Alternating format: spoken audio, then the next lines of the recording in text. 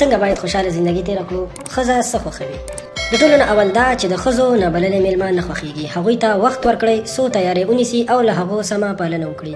کله چې له تاسو نه د ښځې پر وړاندې کومه تېروتنه کیږي، خپل خفګان ښکاره کړئ. حتی که تېروتنه ستاسو مېرمنې هم کړې وي، مېرمنې ته مو ووایاست چې ډېر خفه یم. کوم کار یې چې تاسو ته ترسره کړی، له زړه نه یې مننه وکړئ چې هغه پوه شي چې په تاسو یې نیکي معلومه ده. همیشه داسې فکر وکړئ چې ښځه مو ډېره ښه ده، یو ښه مور ده او یو ښه ناوې ده.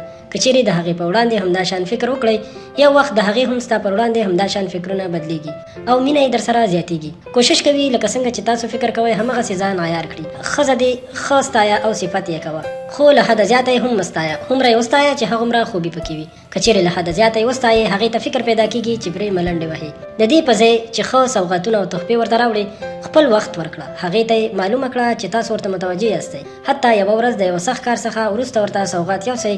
که هیڅ نه وي، د ګلو یو غنچه ورته وروړئ. په دې ډول سره هغه تاسو سره خوش اخلاقه کېږي.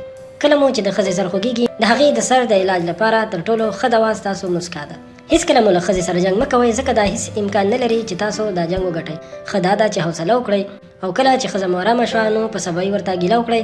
هغه به له تاسو څخه بخښنه وغواړي. دوستانو، که دا ویډیو مو خوښه شوې وي او غواړئ چې موږ همدغسې نور هم تاسو ته په زړه پورې ویډیوګانې جوړې کړو، نو مهرباني وکړئ زموږ چینل در سره سبسکرایب کړئ.